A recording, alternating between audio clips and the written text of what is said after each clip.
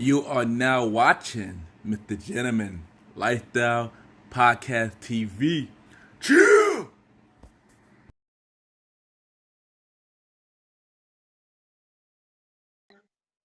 Nice, and I mean, we grateful for people like you that do that. And I like to see my people win, but I like that you like to see your people win as well. That's big. No, not a lot of people do that, so I Thank you. appreciate you for that. That you want to see me win as well, so I appreciate that, Pam.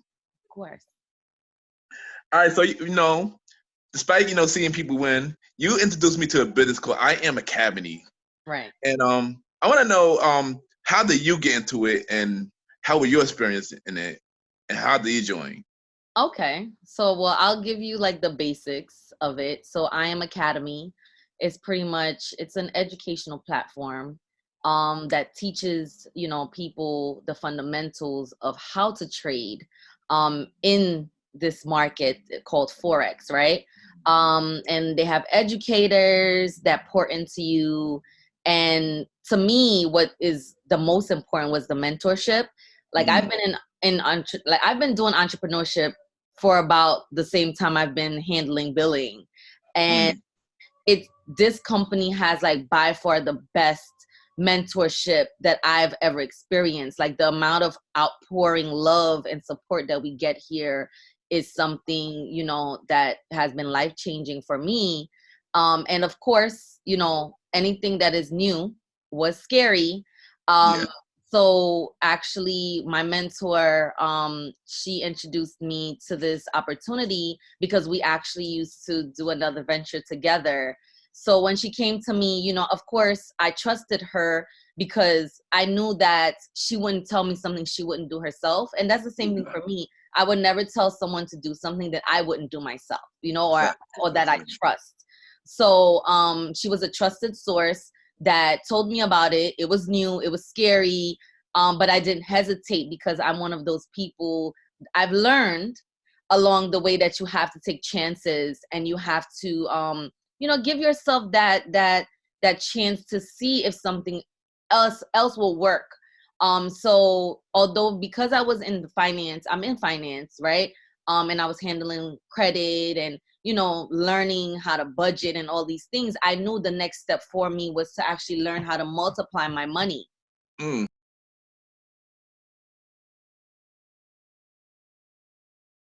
Which podcast was your favorite to work on, and which one was your hardest to work on? I can't say my favorite. I'll make somebody sad. But I will say the hardest one actually is Decom Party. Mm, It's a lot because you have to, of course, you have to prepare for everything.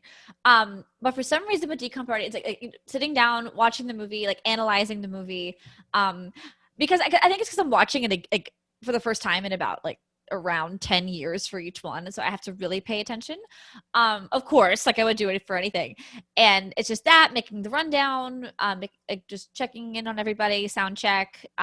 It's a lot, but silhouettes is pretty much the same amount of preparation, if not even more, honestly. But I think but there's something that's like driving me like so much to do so. Like, this is so much excitement. I think because now I was doing Decom Party with my great friend Brianna, but then she had to like back away from the show, which is totally fine. So I think just mm. because I'm like alone on that one and I have a partner for silhouettes and for she fucking did that. That's what makes it more fun and just a little more exciting.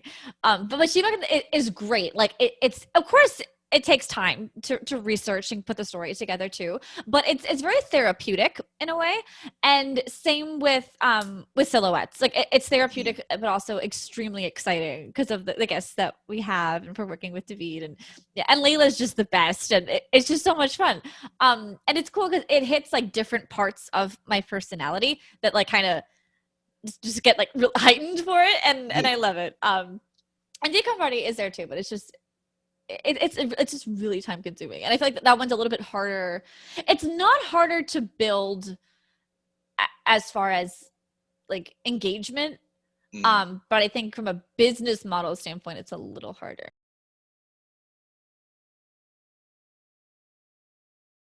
Your beginning of life.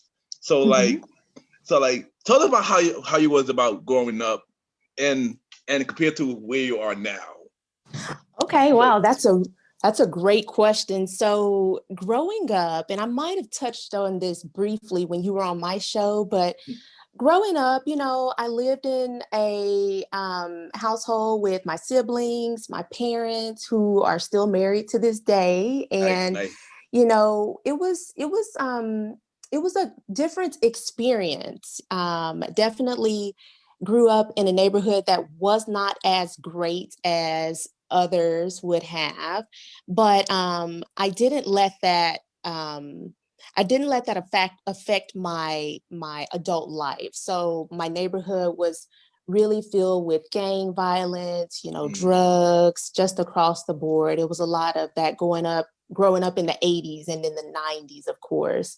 So it was difficult for a child, but we made the best of what we had, and we made the best of the resources that we had too.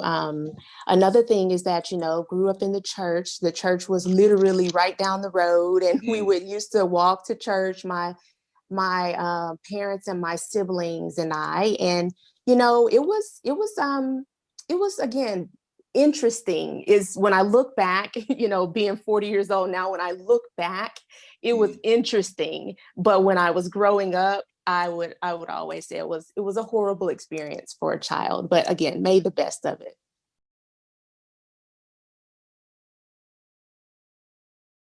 Agree, but but this friendship, through high school, we started doing groups. We started a thing with Mixed Masters where we sell CDs and taste out our lockers and stuff like that.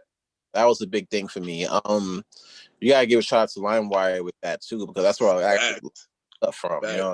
My stuff came from LimeWire and everything. I used to be buying CDs at the swap meet over by Albany Avenue before they turned it down and turned it into something else. But every Friday, son, every Friday, man. I got Spanish class loyally. You know what I'm saying? So that's what it was. When it came down to it, when I was doing that, I was like, all right, maybe I can make some of these shits myself. It wouldn't be that hard. So that's what I did. I started making different types of I made old school CDs. I made up-to-date CDs. I made reggae CDs, soca CDs. Basically anything that could get people dancing and shit. It got to the point where they were asking me for my CD player because they knew what I was listening to. Facts, yeah, I remember that. I remember that. And me, I was the oddboard out. I was creating cassette tapes. And luckily enough, people was buying those too. So okay. So I made a little start on the cassette tapes. I know I try to be the odd man out, but people still loving it. I mean, yeah, but at that time we were getting MP3s. Like my shit happened. Yeah. You know what I'm saying? So I had to keep that in mind. At that point, everybody was doing the CD players and stuff. I knew I got into fights just for my CD player because of that shit. How bad it was. So I was like, fuck it. I think I paid for it. That's and crazy. That was, So that was a big thing for us. That really, like I said before, in high school, everybody want to be known for something. Yeah. If you were the funny dude, the smart dude, the hallway dude, shit like that. You want to be known for something. So I figured that was a way. At that time, I was like, that was the way.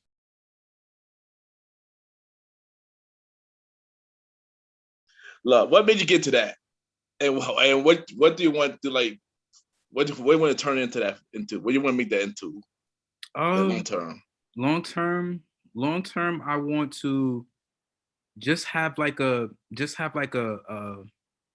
shop to where it's like vintage pictures of people in let's say if I'm in my when I hit close to my 70s or something like that, a vintage shop, go back to the archives, certain photos of people, let's say certain events that I did and that doesn't exist anymore. I want to be that type of storefront where I have vintage photos. You can look me up and be like, hey, where's this photo? How they have in in DC the silk, I think it's I forgot the library, the library, certain events and stuff like that they have. Oh yeah. It's not coming to mind right now, but I just want to be that type of storefront where it's eventually down the line, you want to look at certain, let's say the protest that happened downtown Brooklyn. I was out there taking pictures, photos and stuff like that. I have that on my page actually. So it's like, to a point where it's like mark the day. You want to look that up one day, go to my shop, look it up. I don't know how technology is going to be at that time, but like, it's going to be to a point where you can look it up and still going to have like hard copies and stuff like that. I want it to be to that point. Like, you know what I mean?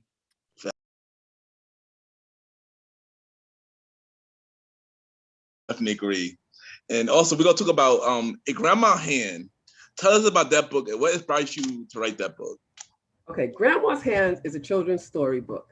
And it's a story about a girl whose parents died, and her and her siblings have to go live with her grandmother. And it tells the story of how she felt about, because she was moving from the north to the south where her grandmother lived. As much as she loved her grandmother, visiting her grandmother, that was not something that she was, had ever imagined, that she would have to go live with her grandmother, and so it tells the story and about how her teacher helped her to overcome her fears and her anxiety. The reason why I wrote this story is because, as I mentioned, with my story, my life story, I always felt alone in the process. Like, I didn't really know a lot of other people who were raised by their grandmothers. And now I know that there were a lot, but I just didn't know back then. And a lot of other people who didn't have like a mother in their house or whatever. So I felt alone in that process until I read Maya Angelou's book, I Know Why the Caged Bird Sings. And I read that book when I was in junior high school. And it made me say like, wow, she went through it too. And, she was raised by her grandmother, and, she, later developed a relationship with her mother, and it was just good. So I wanted to write a book for children who were younger than junior high school age, because I was like, if I had this book when I was younger, I wouldn't have felt a lot of the things that I felt. So I wanted to write a book for younger children to know that they are not alone, that there's other children out there who don't have their parents for whatever reason, and who are raised by their grandparents.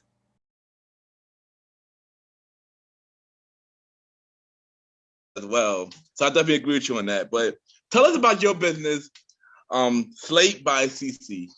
Slate by Miss Cece. So basically, what my first passion, I started off doing or practicing on the things that I really like doing, which was with nails and lashes. First, I started with nails because I've been getting my nails done since I was 14 years old. I'm not saying how old I am, I promise. So I don't know about some girls that sometimes you have to wait almost 2-3 weeks just to get your nails done. And I don't know about some girls, I don't walk around without my nails being done. That's true. That's true. Something's wrong. I'm sick. I'm not feeling well. If you see me without nails, I'm really not feeling well, or something's wrong. So I got tired of waiting 2-3 weeks for my nail tech. So I said, I'm just going to learn. This is something I'm passionate about. I'm going to learn. I'm going to invest. I'm going to go to school for it. This is something I want to do. So that's what I started. And then I love lashes. So then I said, I'm investing in this. I'm going to take classes for this. This is something I want to do. So that's when I started doing the service part. And then I started doing the vendor events because I wanted to shake hands and kiss babies and give people my cards. And I said, I'm paying $100. I don't know if anybody do these vendors events. You're paying $100 and some dollars for a table. And and if you do like service or something like that, so if you're a service-based business and you're paying all this money to sit there. And I said, you know what? Maybe I should start selling something, but I'm not just sitting here handing out cards. So that's where the products came. I started selling the head wraps, and then I said, let me start adding stuff. And then I said stuff that's incorporated to what I'm doing, which is business, like beauty. So that's when I started doing the lash strips and the hand scrubs and the lip scrubs and the lotion, anything that's like beauty related. So I said, let me get a website, start doing stuff like that. So that's when it just all came cohesively together. So that's why I started getting passionate about that. And then the pandemic came, and I said, you know what? I want to be, I don't know if anybody knows about, or I don't know if you know her, but there's some girls that's that's a beauty brand, but they're all around brand. Like they have podcasts, they have YouTube channels. They're like they're a beauty brand, but they're just all around media. Like they're everywhere. You see them on YouTube, they have podcasts, they're on TV, they're every single place. I don't know if you know like this one named Lovely Mimi, or there's girls that's like really everywhere. So you know what? I don't want to just be just this. I want to be everywhere. So I want to just be on your TikTok, on your YouTube, a podcast. And I said, you know what? I have somewhat of I want to break out the shell and be in certain platforms. I'm really not too much on the TikTok part, but I like doing the videos here and there. I like doing the YouTube videos because, you know, I could do the nails and stuff like that and post them. But I do have the podcast. You are an author. So what inspired you to become an author? So believe it or not, it was a complete accident. I am definitely much more of a math and science nerd. I enjoy outdoorsy stuff and, you know, science experiments and whatever. Like I said, being an author was I wouldn't call it a mistake, but I will say it wasn't a part of my life plan. Long story short, I ended up getting a flat tire. And when I put the car in the shop to get fixed, I filled out the maintenance form wrong. I put that I needed a tune-up. And, you know, tune-ups are really about fixing the wiring. It has nothing to do with tires. So I ended up paying $200 for a repair that I actually didn't need for the actual issue I put the car in the shop for. Yeah. As a result, what was only supposed to cost me cost me $80, cost me $280. Oh, wow. So, you know, I was talking to my father and he was just like, well, how come you didn't like call if you had questions? And I'm, you know, at the time I was 24 and I'm thinking like, I didn't think that I needed your help. And, you know, also too, it's that whole male pride of like, we think we know everything and we don't want to ask nobody for help. And I realized like it was such a stupid mistake to make because had I just called somebody who knew more about cars than I did, my dad would have told me, you don't need to check that off on the form, but you need a tune-up. And I would have saved $200. So after I got the car back, I remember saying to myself, like, that's such a stupid mistake to make. But then I started to think about, well, what do other guys do who don't have a dad in their life or don't have any type of male role model to be there for them? And that's really how it started. My book is called Master of Ceremonies. I actually have it here. Master of Ceremonies, A Male's Guide for a Successful Life. And it's targeted towards young adult males. You know, obviously a book will never take the place of someone's dad or, you know, just male figure. But it does cover a lot of things in here that guys might have questions about. Like there's a diagram on how to tie ties. There's a couple recipes for people who don't know how to cook. There's information on budgeting for people who may not be good with money. But then beyond just like those life skill things, there are also, you know, paragraphs and chapters that talk about real world things like how to improve your self-esteem, how to be in a healthy relationship, and more importantly, how to leave toxic friendships behind. I share a story about having to walk away from a 15-year friendship and all that went into that decision, but also understanding as a young man and just as a young person, what type of people you need to be around in order to really be successful. So I think that the book does a good job of tackling like things that go on inside of your mental health, but also giving you like real world skills to know, like, you know, how to travel to an airport and all the different things you need to bring and stuff like that. So definitely proud of it. Nice. It's funny because that was the next question, but you ain't answered it. But let us know where can we get that book. I definitely get that book now.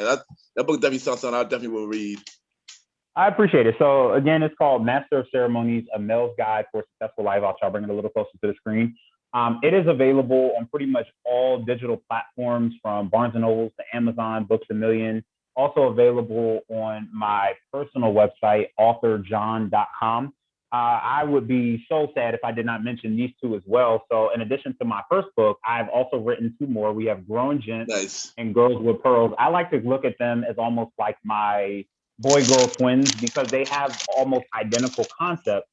But Girls with Pearls and Growing Gents are for, you know, younger children. And it talks about just different things that we want and expect out of children, like helping around the house, saying please and thank you, being good with money. So for example, in the boys book, you might see something like this where it says a gentleman saves his money and you see a kangaroo putting some money in his pocket, in his pouch, because we want to teach kids about financial literacy. And the girls book has similar concepts to that as well.